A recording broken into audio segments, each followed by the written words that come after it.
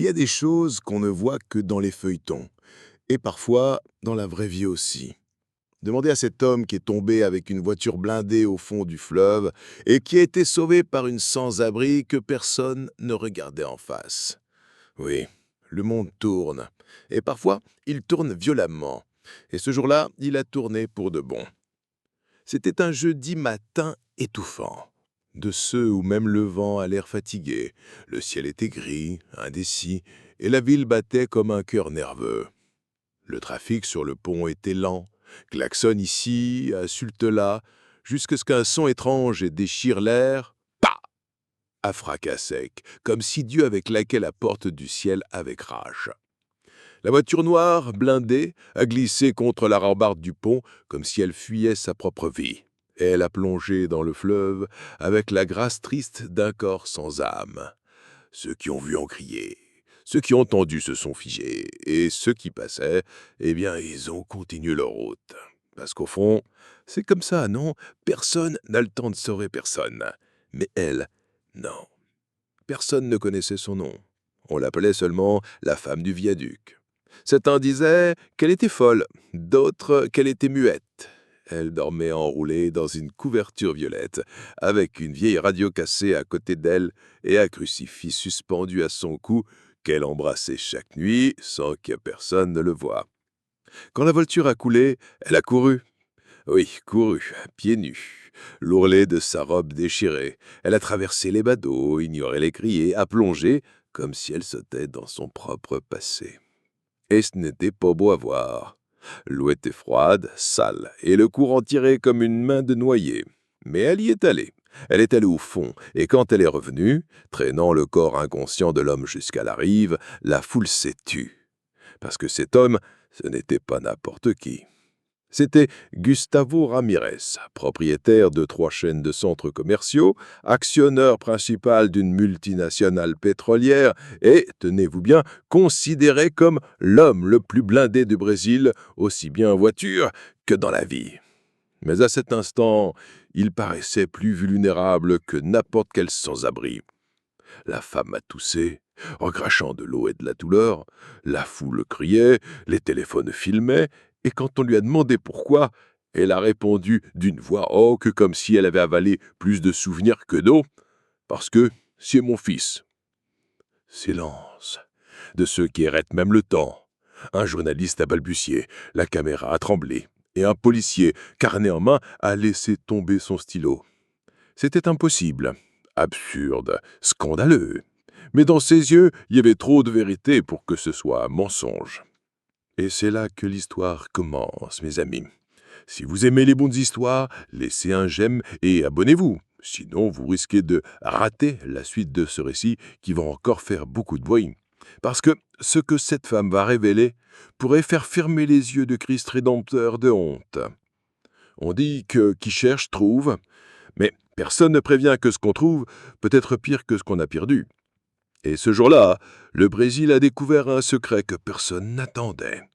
Le millionnaire Gustavo Ramirez, sauvé par une femme qui vivait parmi les rats, le carton et le silence, et qui affirmait être sa mère. Ah, si ça avait été juste une folle parmi d'autres, la police l'aurait déjà internée.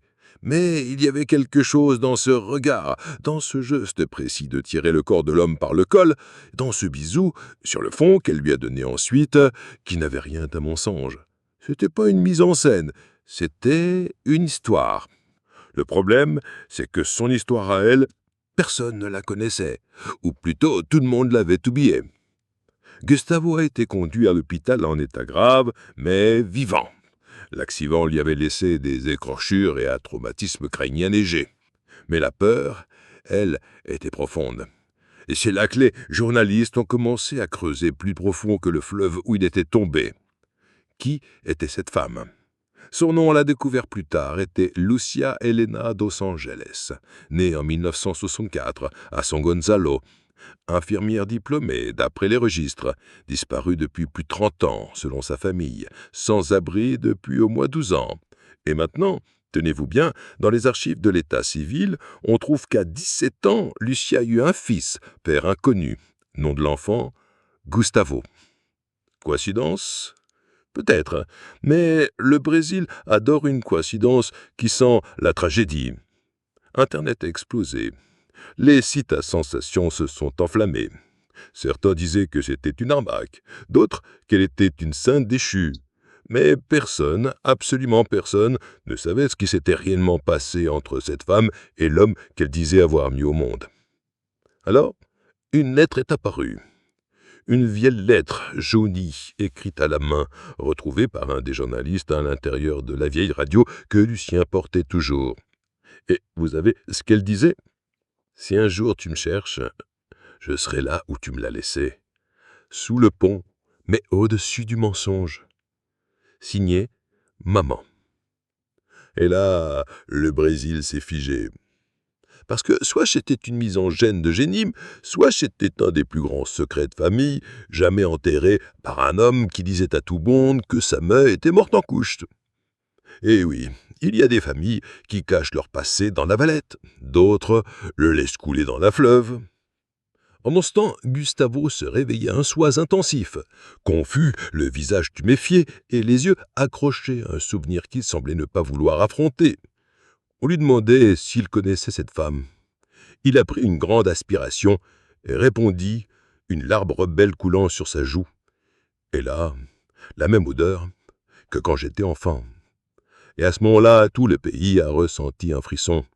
Parce qu'il y a des choses que seul le cœur se rappelle, mais quand l'esprit les efface. Mais ça n'était que le début. Tu sais ce qu'il y a de plus difficile à cacher au monde ? Ce n'est pas l'argent, ce n'est pas le péché. C'est l'odeur d'une mère, parce qu'elle colle à l'âme. Et quand Gustavo, millionnaire, blindé, respecté et redouté, a senti l'odeur de la femme qu'il avait sauvée, son silence a parlé plus fort que n'importe quelle conférence de presse. Dans cette chambre d'hôpital, entourée de vitres, de moniteurs et de gardes du corps, il a demandé une seule chose. Laissez-la entrer. Les médecins se sont regardés, interloqués. L'équipe juridique de l'entreprise a failli faire une crise cardiaque, mais lui est resté ferme. Pour la première fois, on aurait dit que celui qui décidait, c'était l'enfant à l'intérieur de l'homme. Et alors elle est entrée. Lucia marchait lentement, ses vêtements encore humides, les pieds nus, les yeux mouillés d'une vie qui n'a jamais vraiment séché. Elle s'est arrêtée à la porte. Elle a regardé son fils avec une douleur qu'aucun médicament ne pourrait apaiser. Il a tenté un sourire. Mais c'est elle qui a parlé la première. « Tu es comme ton père, mais tu as mes yeux. » Il a baissé les siens. La vérité pesait comme du plomb. Et l'air est devenu lourd, presque irrespirable. Elle s'est approchée du lit comme on revient chez soi après des années d'exil. Elle lui a touché la main et a dit « Tu es devenu beau, même sans moi. » Le silence a explosé dans la poitrine de Gustavo. Il a tenté la cacher, a toussé, a changé de sujet. « Pourquoi tu as disparu ?» Elle a ri, un rire sans dents, sans maquillage, mais plein de cicatrices. « Je n'ai pas disparu. On m'a fait disparaître. » Et c'est là que l'histoire a commencé à se tordre. Parce que jusqu'à ce moment, tout le monde pensait qu'elle avait abandonné son fils, qu'elle avait perdu la tête, qu'elle s'était enfuie, qu'elle avait laissé le bébé pour vivre dans la rue. Mais non! Ce qu'elle a raconté ensuite a fait pleurer l'infirmier derrière le rideau. On m'a interné de force. Il disait que j'étais instable, que j'inventais des choses.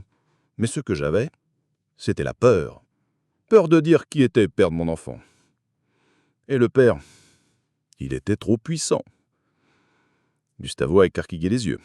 Ça correspondait à certaines choses qu'il avait entendues adolescent que sa famille adoptive qualifiait de fantasmes. Lucia a poursuivi. On m'a diagnostiqué schizophrène sans aucun examen. J'ai passé 3 ans enfermé. Quand je suis sorti, tu étais déjà avec une autre famille. Et je n'avais même pas le droit de t'approcher. Sinon, c'était la prison.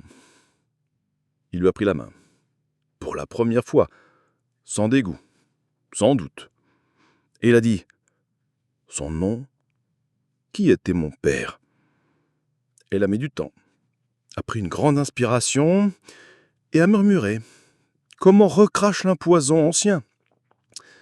Le sénateur Orio Diniz. Le monde de Gustavo s'est effondré. Le sénateur ? Celui même qui finançait des campagnes caritatives, qui faisait des dons de millions aux crèches, qui apparaissait sur toutes les photos aux côtés des présidents des 20 dernières années. Oui, lui-même. Lucia a baissé les yeux et a lâché la phrase qui allait devenir la une des journaux le lendemain matin. Je suis la preuve vivante de ce qu'il a tenté d'éliminer. C'était désormais officiel. Cette histoire n'était pas juste celle d'une mère et de son fils. C'était une histoire de pouvoir, de politique et d'un Brésil qui adore faire prétendre d'avoir oublié. Et ceux qui allaient suivre s'en tiraient plus fort qu'un fleuve pourri en plein été. Il y a des passés qu'on range dans une boîte à chaussures, d'autres qu'on essaye d'enterrer au fond du jardin de l'homme. Mais certains, plus on tente de les cacher, plus ils puent. Et le passé du sénateur Aurelio Diniz faisait partie de ce qu'aucun parfum français ne peut masquer. Le matin suivant la révélation de Lucia, le Brésil s'est réveillé différent. Les journaux traditionnels hésitaient. Les réseaux sociaux, non. Fils illégitime de pouvoir, une sans-abri révèle un scandale politique. C'étaient les gros titres qui explosaient à chaque seconde. Mais le plus fort venait d'un blog obscur, de ceux que personne ne lit, mais qui avait visé juste. La femme des ordures peut faire tomber un empire. Gustavo a lu ça en silence. Allongé sur son lit d'hôpital pendant qu'à l'extérieur, ses avocats débattaient à voix haute, devaient-ils nier, se taire ou attaquer? Mais lui, il était loin. Il était prisonnier d'un souvenir d'enfant revenu sans prévenir. Une photo.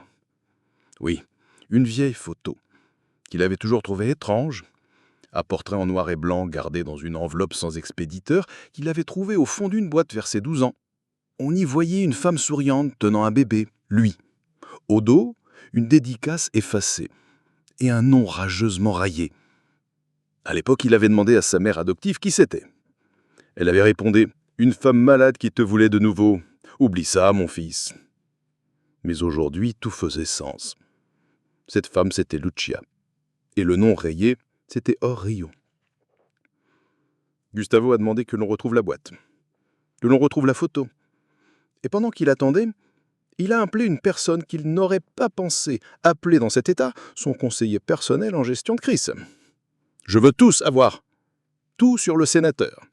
Je veux un dossier complet, son casier, ses scandales, ses dons, ses maîtresses, ses délits étouffés, ses affaires étouffées, tout.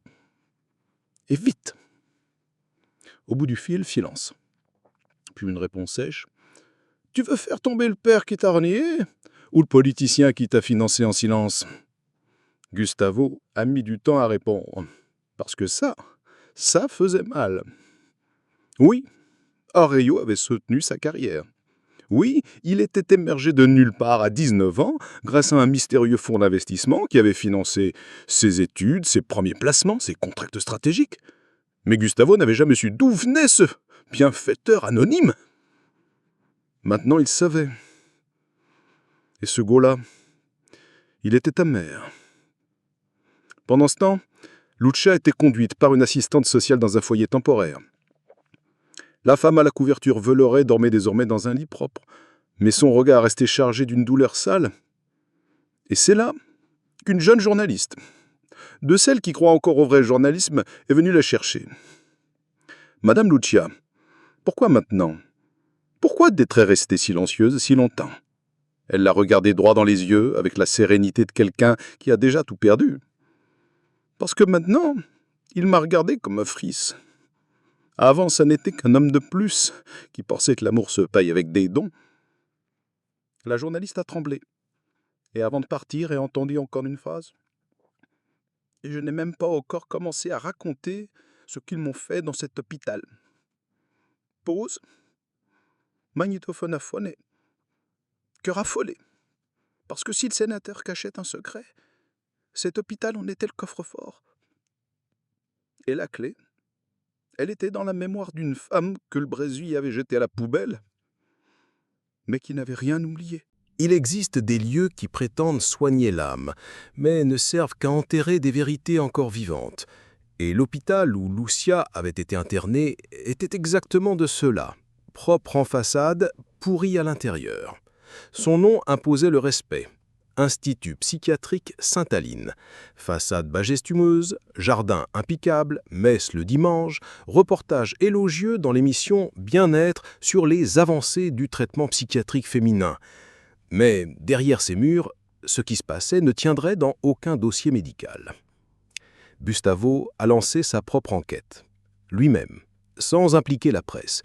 Il a formé un groupe parallèle, composé de 3 personnes. Une avocate spécialisée en droits humains, un ancien patient devenu aide-soignant et un hacker qui lui devait un service depuis une vieille campagne électorale. Et ce qu'ils ont découvert ferait s'évanouir un prêtre. D'abord, le dossier de Lucia. Date d'internement, mars 1982. Motif, délire maternal avec trouble de la personnalité possible. Recommandation, isolement intensif. Mais le détail glaçant, c'était le tampon. Transmise par Aureo Diniz et plus bas, responsable légal, inconnu. Autrement dit, Lucia avait été internée sur l'influence directe du député Aureo, bien avant qu'il ne devienne sénateur. Et pire, sans aucun tuteur légal, sans parents, sans véritable évaluation, sans décision judiciaire. Juste la parole d'un politicien et le silence d'un système complice. Elle y a passé 3 ans. 3 ans à être droguée, enfermée, privée de visite, empêchée d'écrire ou de téléphoner. Gustavo lisait cela les dents serrées. Parce que si c'était une fiction, il aurait crié à l'exagération. Mais là, c'était réel. Et désormais, il y avait un nom, une date, un protocole. L'avocate a creusé davantage. Elle a trouvé 6 autres cas similaires, toutes des femmes, toutes jeunes, toutes liées à des hommes puissants, toutes classées comme souffrant de délire affectif. Et l'une d'elles avait complètement disparu. Mais le coup de grâce est venu lorsque le hacker a pénétré les archives du centre. Et là, dans une sauvegarde oubliée, il a trouvé quelque chose de dévastateur, des enregistrements audio de séances de traitement. L'un d'eux était celui de Lucia. Sa voix jeune, tremblante, tentant de raconter son histoire. Elle parlait de l'accouchement, de l'enfant emmené le 2e jour, de l'infirmier qui avait pleuré, puis disparu, et de l'homme important qui disait que cela ne devait jamais sortir. Le médecin l'interrompait avec des phrases du genre « Il faut oublier tout ça, Lucia. Tu veux être une bonne femme, n'est-ce pas ?» Et elle pleurait. Elle ne criait pas, elle pleurait doucement, comme quelqu'un qui a déjà compris que crier ne sert à rien. Quand Gustavo a écouté cet enregistrement, il s'est effondré. Seul dans son bureau, il a frappé la table et a murmuré sans témoin « J'étais le secret qu'ils ont tenté d'effacer. » À cet instant, quelque chose en lui a changé. Le grand entrepreneur blindé a commencé à se fissurer et du cœur de la faille est sorti le garçon qui ne savait jamais d'où il venait et qui savait désormais et qui avait du feu dans les yeux. Dehors, le Brésil commençait à se poser des questions. Des reportages paraissaient pointant du doigt l'Institut, mais rien ne liait Aureo à tout cela. Pas encore. Le sénateur, lui, a convoqué une conférence de presse. Arrogant, impeccable. Il déclara d'une voix ferme « Je n'ai jamais vu cette femme de ma vie. C'est une imposture, une attaque abjecte pour salir ma réputation. » Et il ajouta avec un cynisme froid « D'ailleurs, je n'ai pas d'enfants hors mariage. Et si j'en ai, ils sont le fruit de la folie, pas de l'amour. » De l'autre côté de l'écran, Lucia regardait en silence, puis murmura « Alors il va se souvenir de ce qu'il m'a fait cette nuit-là. » Parce que le pire n'avait même pas encore été raconté. Il y a des souvenirs qui ne viennent pas. Ils envahissent. Et quand ils envahissent, ils ne demandent pas la permission. C'est ainsi que ça s'est passé pour Lucia. Ce n'est pas elle qui a voulu se souvenir. C'est le souvenir qui est revenu seul, comme un vieux grite que personne n'a jamais écouté. Cette nuit-là, dans le silence du foyer, pendant que la télévision montrait le sénateur niant tout en bloc, son visage s'est fermé. Ses doigts, qui tremblaient encore quelques heures avant, étaient maintenant solides. Elle a appelé la jeune journaliste qui l'accompagnait. a demandé qu'on enregistre. Et elle a parlé d'une voix plus limpide que ce pays méritait d'entendre. Le moment est venu. Silence. La caméra s'est allumée. Et ce qui a suivi ne rentrait pas dans de petits mots. Elle a tout raconté. C'était en février 1981. Elle venait d'avoir 17 ans. Elle était stagiaire en soins infirmiers dans le cabinet d'un député en pleine ascension, à Auréodinis. Jeune, séduisant, éloquent, de ceux qui enchantent les foules et détruisent en silence. Tout a commencé par des compliments. Puis vinrent les demandes de café, les petits services hors charrette, les trajets en voiture tard le soir, jusqu'au jour où il a fermé la porte à clé. Lucia a avalé sa salive. Son regard était loin, mais sa voix ferme. Ce n'était pas de l'amour, c'était du pouvoir.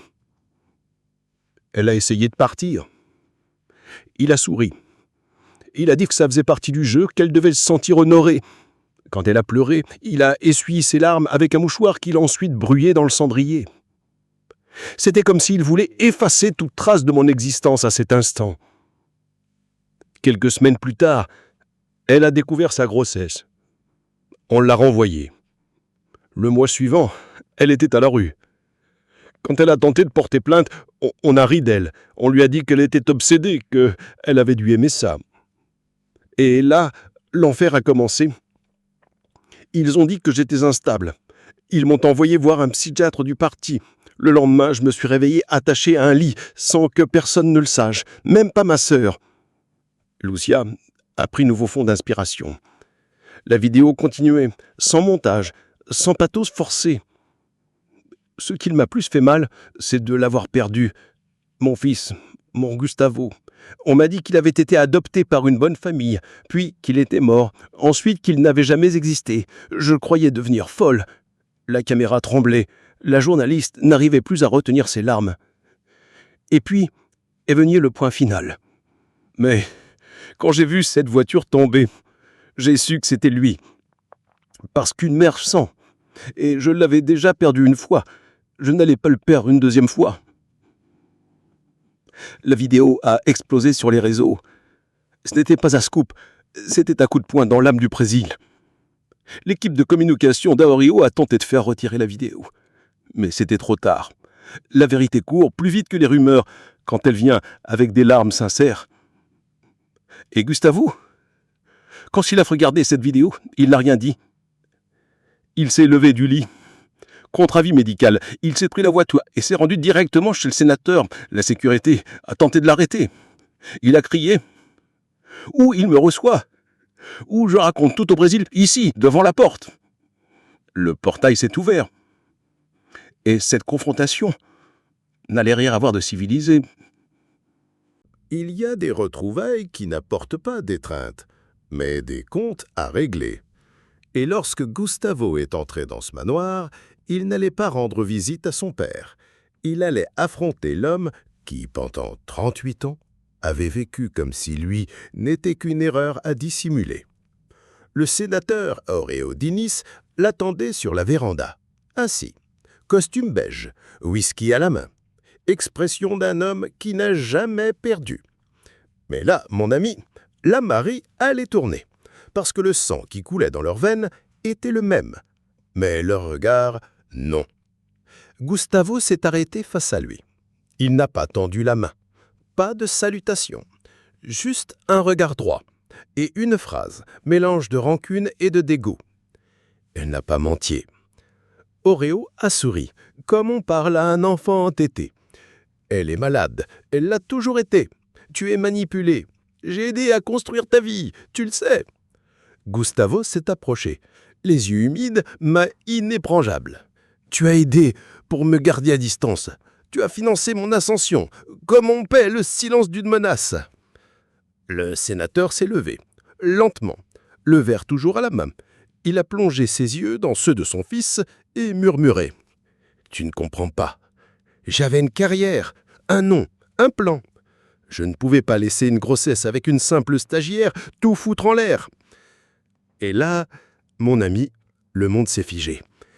Gustavo, cet homme habitué aux réunions glaciales et aux stratégies de milliards, a perdu pied. Le fils en lui est remonté d'un seul coup. « Tu m'as effacé de ta propre histoire. Tu as jeté ma mère à la rue. Et maintenant, tu dis que c'était juste un plan ?» Oreo a posé son verre. Le masque tombait lentement. Elle était faible. Tu allais l'être aussi. Je t'ai donné une chance. J'ai transformé un bâtard en empire. Le silence est devenu épais, comme si le temps lui-même retenait son souffle. Alors, Gustavo a sorti de sa poche une copie du dossier psychiatrique de sa mère. Il l'a pliée soigneusement et l'a déposée sur les genoux du sénateur. « Je vais montrer au Brésil qui tu es, pas le politicien, l'homme, le monstre qui se cache derrière ses campagnes sociales. » Le sénateur a souri, mais sans âme. « Tu me le feras pas, parce que si tu le fais, tu dirais tout ce que tu as construit. Ton nom, ton entreprise, ta réputation. Tu portes mon sang, et tu mourras en me devant chaque centime. » Et c'est là, mon haï, que le vieux ici a entendu la phrase qui me donne encore des frissons. Gustavo a plongé son regard au fond des yeux de ce diable, et il a dit « Je préfère être le fils d'une mendiante que l'héritier du diable. » Il a tourné des talons, et il est parti sans se retourner.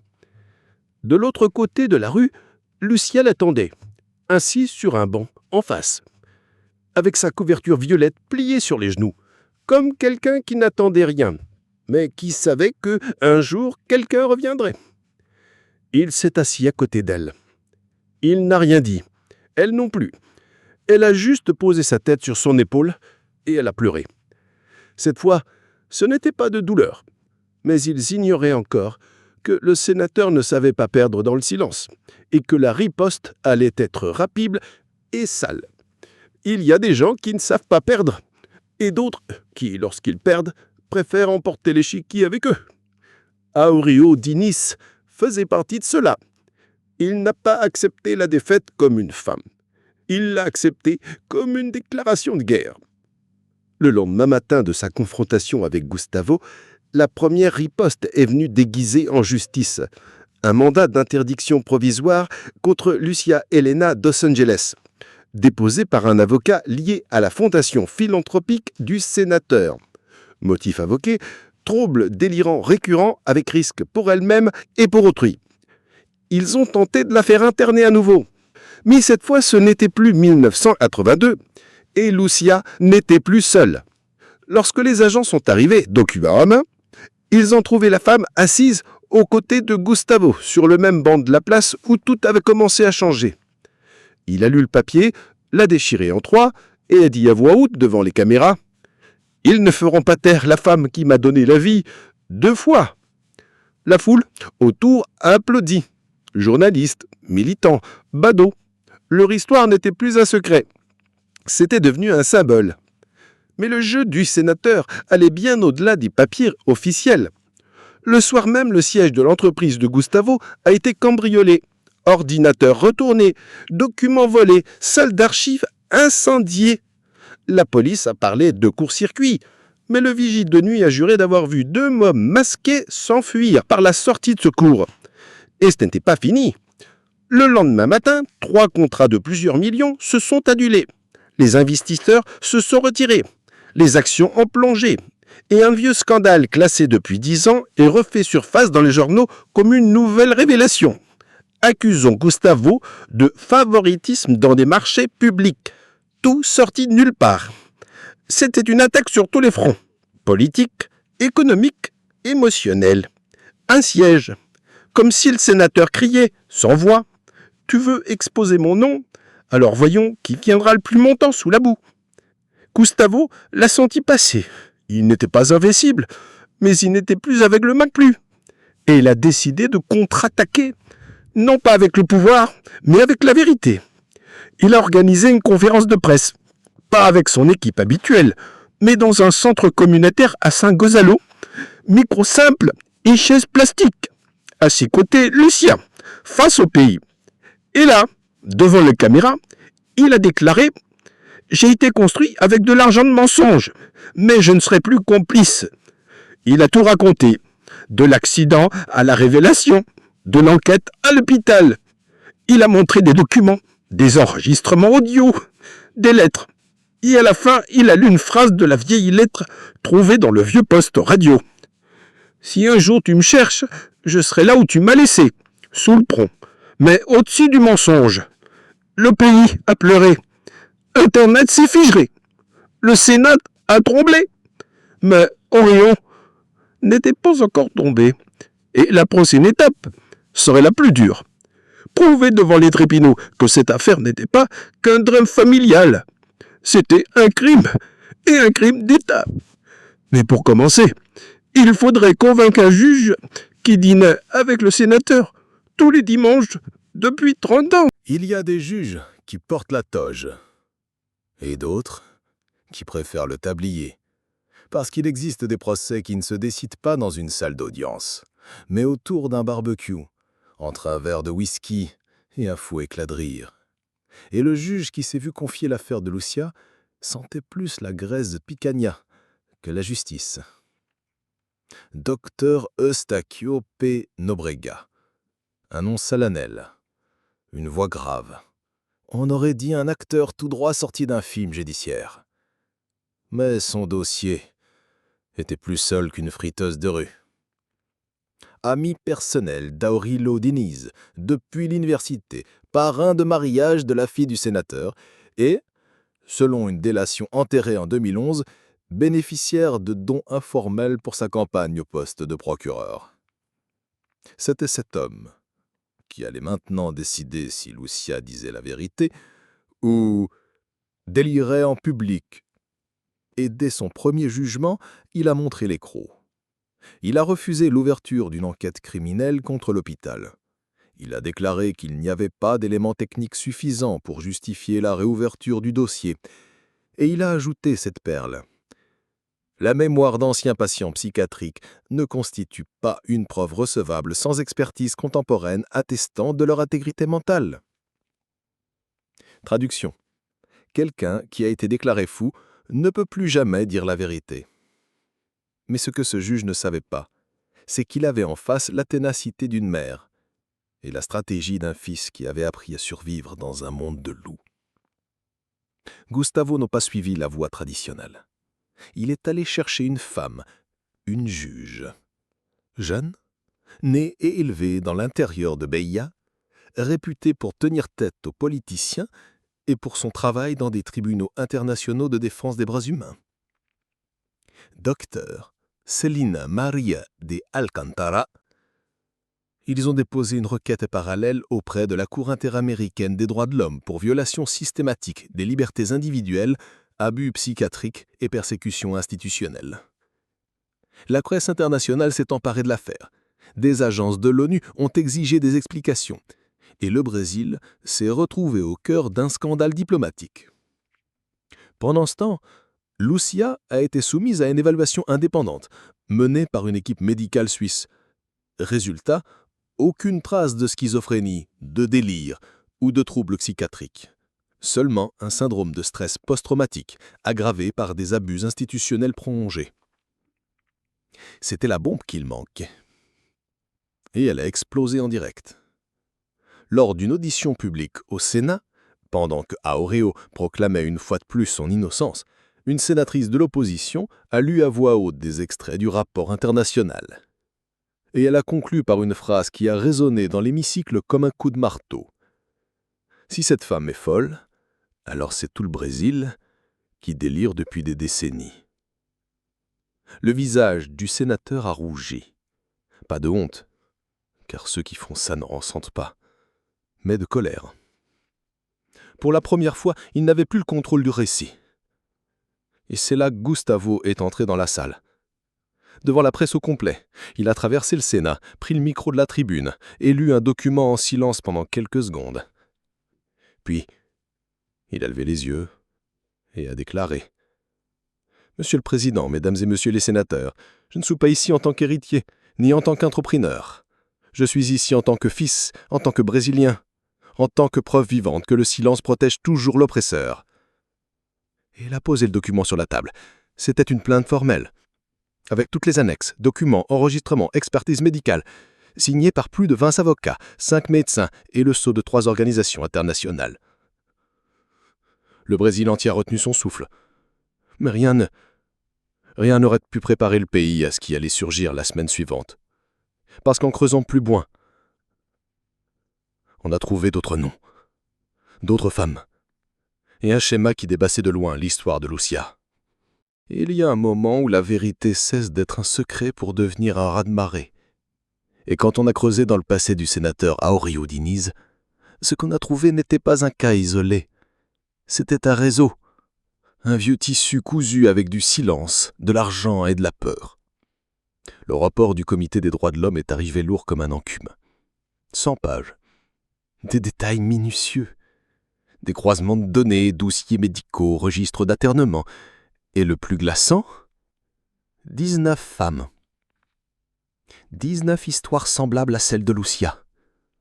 Toutes jeunes, toutes pauvres, toutes liées d'un moyen ou d'un autre à des figures publiques. Chefs d'entreprise, députés, secrétaires d'État. Des femmes qui, en tombant enceintes, dénonçant ou simplement en dérangeant trop, ont été diagnostiquées comme mentalement instables et effacées de la sphère publique par des internements forcés. 3 d'entre elles n'avaient même pas 18 ans. 7 sont mortes sans jamais sortir.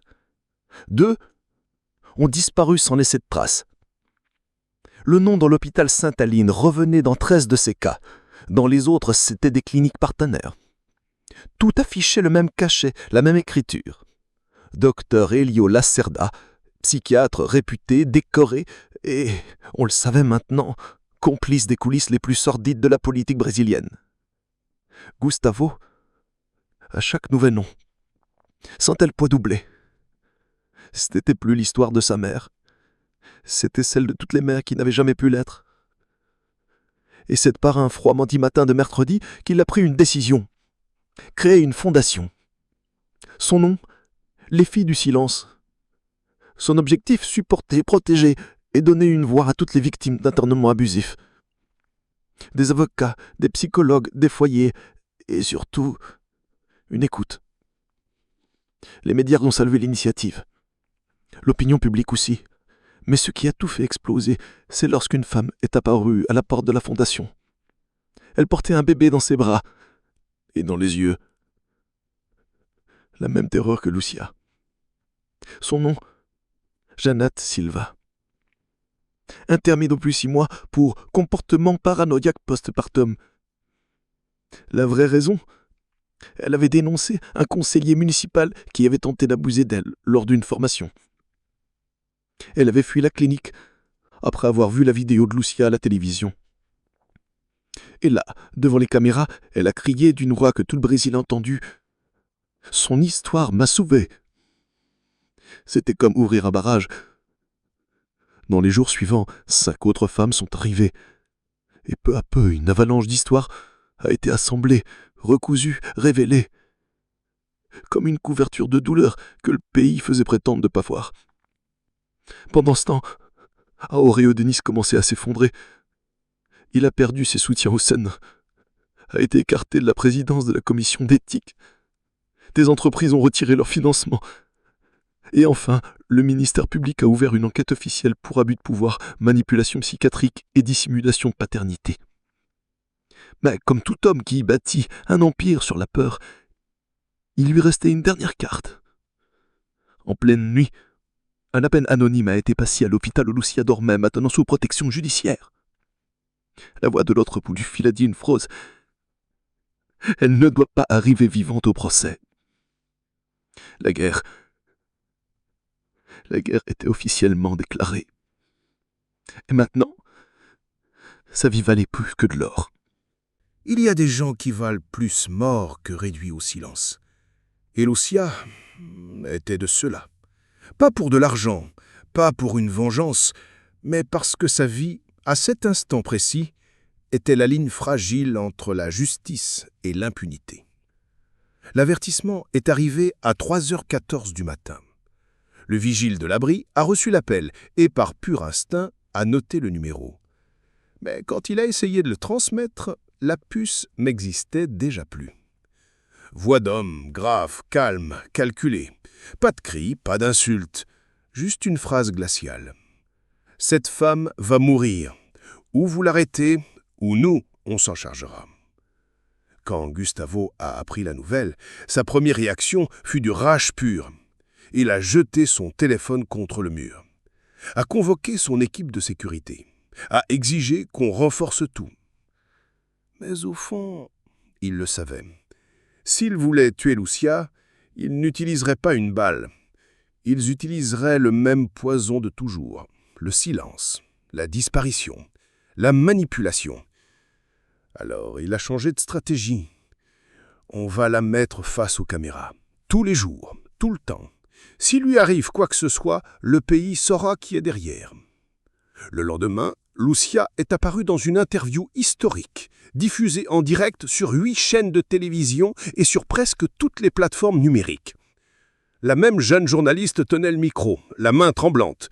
Mais Lucia, elle, était une statue de feu. Si je meurs dans les prochains jours, ce ne sera pas parce que Dieu l'a voulu. Ce sera parce que le pouvoir ne supporte pas une femme qui se souvient. Et elle a tout raconté. Pour la première fois, avec des noms, des dates, des détails. Le médecin de garde qui a disparu, l'infirmière qui pleurait en lui donnant les médicaments, la salle au sous-sol où l'on injectait les calmants, le psychiatre qui affirmait que l'esprit féminin est fragile, et surtout la chambre secrète au fond de l'aile psychiatrique où certaines patientes étaient enfermées sans trace dans les registres officiels. J'ai vu des femmes qui ne connaissaient plus leur propre nom, et d'autres qui répétaient comme un mantra « c'était pas de la folie, c'était une grossesse ». À la fin de l'interview, Lucia a fixé la caméra. Les yeux brillants, mais pas une larme n'a coulé. « Je ne suis pas revenu pour me venger. Je suis revenu pour prévenir. L'enfer n'est pas sous la terre, il est au sommet des escaliers du pouvoir. » Internet a explosé. Des figures publiques ont pris position. Des célébrités, des juristes, anciens patients d'autres institutions ont commencé à témoigner en vidéo. Un documentaire improvisé est devenu viral. Elle n'était pas folle. Et la justice a enfin réagi. Mandat de détention provisoire contre Aureo Diniz. Accusation de crime organisé, manipulation médicale, abus sexuels, corruption et dissimulation de paternité. Tout le Brésil a vu le sénateur se faire passer les menottes devant chez lui, le visage toujours arrogant, mais couvert d'une sueur que même son costume n'arrivait plus à cacher. Au commissariat, il s'est muré dans le silence. Mais les dégâts, ils étaient faits. Et c'est là que le coup le plus cruel est tombé. La nuit même de l'arrestation d'Aureo, Lucia a été transférée dans un hôtel sécurisé sous protection judiciaire renforcée. Mais à 3h17 du matin, les caméras du couloir ont capté une ombre furtive se déplaçant rapidement. Quand les agents sont entrés dans la chambre, la porte était ouverte et vide. Lucia avait disparu. Aucune trace, aucune effraction, aucune caméra désactivée. Juste un détail. Son crucifix posé sur l'oreiller. Comme un message, comme un adieu. Le Brésil a été foudroyé. Et Gustavo, plongé dans le désespoir. Parce que maintenant, plus jamais, il allait devoir prouver que sa mère avait existé, même si le monde entier faisait tout pour l'effacer encore une fois. Il y a des disparitions qui ne semblent pas réelles.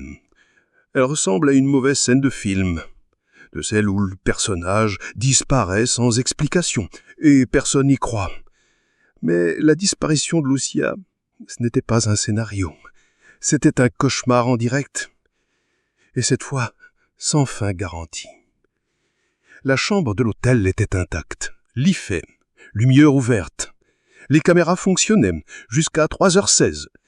Et après ça, plus qu'une radiarourde. Le visage de la personne entrée n'est jamais apparu, et le système, comme par ironie, a subi une panne d'enregistrement de 3 minutes. 3, le temps exact entre l'entrée et le vide. Gustavo est arrivé quelques minutes après le signal d'alarme. Il a défoncé la porte d'un coup d'épaule, a fouillé partout, a crié, supplié. Mais le seul signe que Lucia avait bien été là, c'était son crucifix. Sur l'oreiller. Et un papier plié, glissé dans les draps. Une copie de lettre. écrite à la main, reconnaissable entre mille. C'était bien sa plume.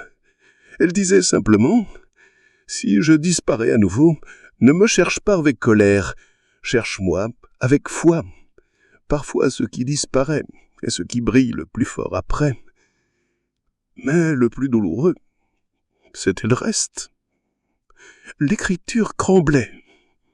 Et en bas de page, un prénom. Maristelle. Personne ne savait qui était. Gustavo non plus.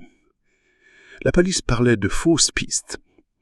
Mais lui, il connaissait sa mère. Et il savait, elle ne jetait jamais un mot au hasard. Alors, il a commencé à creuser. Et il a trouvé. Maristella dos Remedios, ancienne employée de l'Institut psychiatrique Santaline. Retraitée, vivait recluse dans une petite propriété rurale au fin fond du Ménez-Grasse, et selon de vieux dossiers, elle avait été responsable de l'aile où Lucia avait été internée dans les années 80. Disparue des radars depuis. Mais maintenant, elle pourrait être la clé. Gustavo a pris la route. Seul. Poussière, soleil brûlant, et l'odeur de la campagne comme un rideau épais sur la vérité. Lorsqu'il est arrivé, il a frappé dans les mains. Un vieil homme a ouvert la porte. Visage marqué, regard hanté. « Tu es son fils, n'est-ce pas ?» Il a répondu seulement avec les yeux.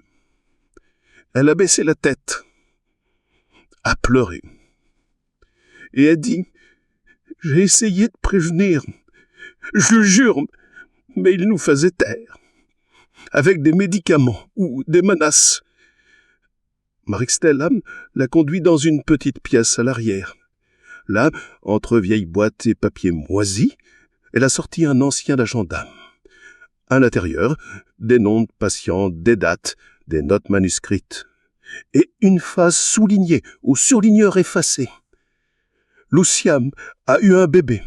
L'homme a ordonné qu'on le déclare mort, mais je l'ai vu sortir vivant, en bonne santé. Ils l'ont emmené. Gustavo est tombé à genoux.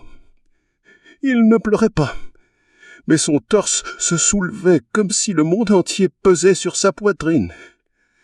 Cette phrase, c'était le saut final. La preuve. Maristella a continué. Elle m'a écrit une lettre la semaine dernière. Elle a dit que si elle disparaissait, je devais te remettre ça. Elle a sorti une enveloppe Kraft, scellée avec de ribans adhésifs. À l'intérieur, une autre lettre. Une seule phrase. « Si la vérité m'emporte, qu'elle te ramène à moi. » Et avec ça, une adresse. Rue des Magnolias, 157, quartier San Francisco, Recife. Gustavo s'est relevé, a pris Maristella dans les bras, a remercié d'une voix brisée et a promis « Si elle est vivante, je la retrouverai. Si elle est morte, je ferai mettre le Brésil à genoux. » En sortant, il a vu quelque chose suspendu à la grille du portail. Accroché à une branche de manguier, un morceau de tissu, violet, déchiré, sale, mais familier. Le même couvre-lit que Lucia emportait partout. Ce n'était pas une coïncidence. C'était une piste. Et désormais, le traque allait commencer. Avec le Brésil comme témoin, et le pouvoir en train de se tendre dans l'ombre. Il y a des lieux qui gardent plus que des murs. Ils gardent des histoires, des douleurs. Et la rue des Magnolias en faisait partie. Courte, étroite, oubliée par le temps, des maisons anciennes, du linge qui sèche dans les cours, une odeur de savon mêlée à celle de la tristesse. Mais à l'adresse exacte, numéro 157, le passé frappait à la porte. Gustavo est arrivé sans un bruit, vêtu de noir, chapeau baissé. Il ne voulait pas attirer l'attention. Il a frappé 3 fois. Rien. Encore, silence. Alors qu'il s'apprêtait à faire demi-tour, une petite fille est apparue sur le côté de la maison. Cheveux ébouriffés, t-shirt sale, une poupée sans tête dans les bras. Elle l'a regardé avec curiosité et a demandé « C'est toi le fils de la dame au couvre-lit » Gustavo s'est fligé. « Oui. » La fillette a souri, comme s'il venait de gagner un pari avec un fantôme invisible. « Elle a dit que tu viendrais. Elle m'a dit de te dire « La vérité vit de l'autre côté du mur ». Et elle est partie en courant, riant comme si elle avait confié un secret qu'elle-même ne comprenait pas. Gustavo est allé jusqu'au fond du terrain. Là, un petit mur séparait la propriété de la maison voisine. Il a escaladé avec précaution, a sauté, et ce qu'il a vu l'a paralysé d'intérieur. Un jardin, un hangar improvisé, un refuge, et assise sous un arbre, Lucia. Pieds nus, robe bleu clair, tenant dans ses mains sa vieille radio qu'elle n'avait jamais quittée. Quand elle a vu son fils, elle n'a pas pleuré. Elle n'a pas souri. Elle a simplement ouvert les bras comme on offrait le pardon sans prononcer un mot. Gustavo est tombé à genoux. Il l'a serré dans ses bras comme si ce geste avait été attendu pendant 38 ans. Ils sont restés là, en silence. Juste le grésillement de la radio comme un cœur qui cherche encore sa fréquence. Puis, elle a parlé. « Ils sont venus. Je savais qu'ils viendraient. Mais je savais aussi que tu comprendrais la lettre. Maristella, c'était mon dernier pont. Je devais partir sans laisser de traces, mais sans laisser de doute. » Il a demandé « Pourquoi ne pas m'avoir prévenu avant ?» Elle a serré la main. « Parce que tu devais me chercher avec foi, pas avec culpabilité. » Là, dans ce jardin caché, elle a montré ce que personne n'attendait. Une valise. À l'intérieur, des dossiers secrets, des lettres d'anciennes patientes, des morceaux de dossiers médicaux déchirés, des cassettes audio contenant les voix de femmes effacées de la carte. C'était une archive clandestine, un musée du silence. Et Lucia savait, ça ne pouvait plus rester caché. Gustavo a pris une décision sur le champ. Il a organisé une conférence de presse urgente, mais pas dans un hôtel, pas dans un auditorium. Il a monté une scène au milieu d'une place publique, en plein jour, sans script. Et il a amené sa mère par la main jusqu'au centre. Cette femme est la véritable fondatrice de mon histoire. Et aujourd'hui, elle va parler. Le pays a regardé, les yeux emburés. Lucia a tout raconté. Chaque nom, chaque détail, chaque femme. Et à la fin, elle a levé son crucifix. Je ne suis qu'une seule, mais derrière moi, il y en avait centaines. S'ils me traitent de folle, alors que le monde se prépare à entendre le cri de toutes les autres. Explosion sur les réseaux. Des manifestations ont éclaté dans tout le pays. Des organisations de femmes se sont rassemblées. La justice internationale a intensifié des enquêtes. Et l'hôpital Sainte-Aline a été officiellement fermé. Mais pendant que tout cela se passait, un homme regardait tout cela à la télévision, depuis sa cellule spéciale à Brasilia, Aureo Diniz. Et en voyant Lucia serrée dans les bras de son fils, il a craché par terre et a murmuré « Elle a gagné, mais ce n'est pas fini. Parce que le diable est mon ami, ne meurt pas facilement. Il y a des douleurs qui ne passent que lorsqu'elles deviennent loi. Et ce que Lucia avait vécu, c'était trop grand pour finir en simple gros titre. Il fallait que ça devienne changement. Et c'est ce que Gustavo a compris en voyant la foule s'amasser devant le Congrès national. Ce n'était plus son histoire. C'était celle de ce qui ne devait plus jamais arriver. Ils l'ont appelée Loi Lucia dos Anjos. Un projet d'urgence, soutenu par plus de 200 parlementaires, qui proposait fin de l'internement psychiatrique sans décision judiciaire motivée, création d'une base de données nationale des patients institutionnalisés, révision obligatoire des diagnostics psychiatriques de toutes les femmes internées ces 30 dernières années, sanctions sévères pour les médecins, politiciens et institutions impliqués dans des abus médicaux, Le vote fut symbolique, diffusé en direct, et quand le panneau afficha « Adopté », tout un pays cria d'une seule voix. Mais le cri le plus fort fut celui de Lucia. Assise à côté de son fils, elle a simplement murmuré « Maintenant, elles vont pouvoir revenir ». Ce même jour, Gustavo renonça à la présidence de ses entreprises et fonda un institut officiel avec l'argent hérité et multiplié à coups de silence pendant des décennies, mais cette fois avec un nom nouveau, Institut Foi et Facile. Sa mission, identifier, accueillir et redonner l'identité à toutes les femmes internées injustement.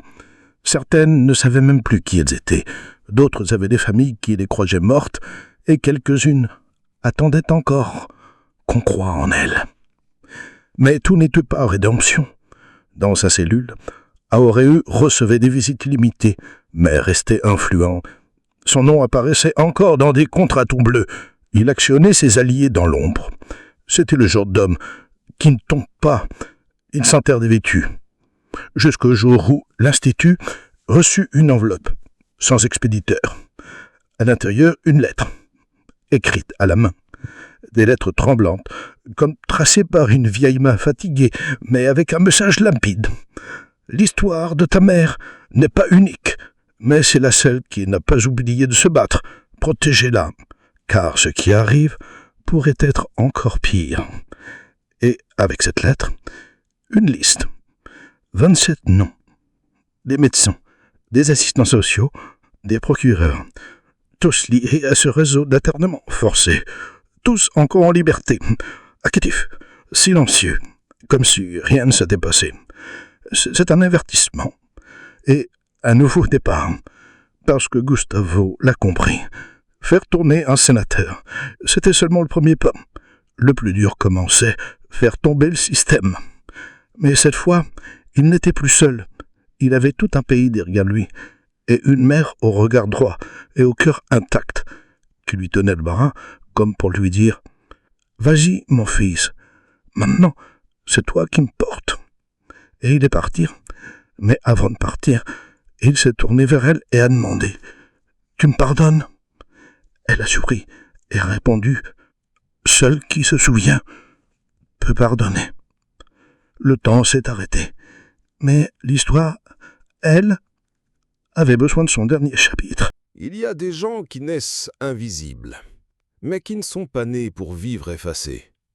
Et Lucia Helena dos Anjos faisait partie de celle-là.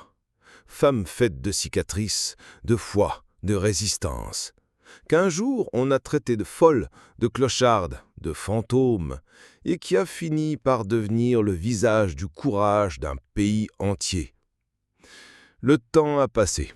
Gustavo a reconstruit sa vie, loin des bureaux, des costumes et des vitres teintées. Aujourd'hui, il marche dans les rues avec le même pas que sa mère utilisait quand elle a plongé dans une rivière glacée pour le ramener à la vie.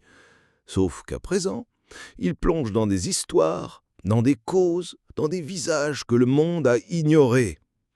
La fondation a grandi, l'Institut a sa propre adresse, et la vieille radio de Lucia. Elle joue encore sur une étagère dans un coin du bureau. Elle grésille doucement, comme un cœur qui n'a jamais cessé de battre, même quand personne n'écoutait. Mais le plus beau est arrivé un matin de pluie. De si pluie qui lave plus qu'elle ne mouille. Lucia, aux cheveux désormais tout blancs, fut invitée à monter sur scène. Elle allait recevoir la médaille nationale des droits humains. Mais quand on appela son nom, elle ne se lava pas. Elle fit appeler une autre personne, une petite fille, 7 ans, à peine, peau sombre, cheveux attachés, robe simple. Fille d'une des femmes que l'Institut avait réussi à libérer d'un internement illégal quelques mois plus tôt. Et Lucia la désigna du doigt et dit « C'est elle, la vraie médaille. Moi, je ne suis que l'écho. » Et le pays a pleuré, mais pas de douleur, de relâchement, de souffle, parce qu'au fond, mes amis, la plus grande victoire de Lucia, ce n'était pas d'avoir prouvé qu'elle disait la vérité. C'était d'avoir empêché que d'autres mères soient réduites au silence, et d'avoir appris à son fils qu'il ne suffit pas de naître, il faut renaître quand on essaye de nous effacer.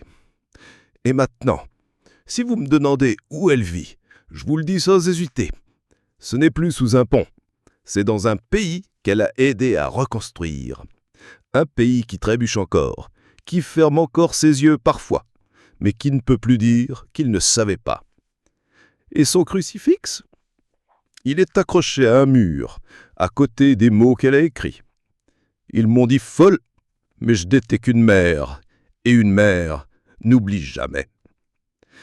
Oui, il y a des histoires qu'on invente, mais celle-ci, c'est la vie qu'il a écrite. Et alors, t'en as pensé quoi de cette histoire ? Laisse ton commentaire juste en bas, mets ton petit pouce pour soutenir le canal et abonne-toi pour ne rien rater des prochaines histoires. À la prochaine de ton pépé riche. Parce que, tu sais, oublier sa mère, c'est déjà être un peu mort à l'intérieur.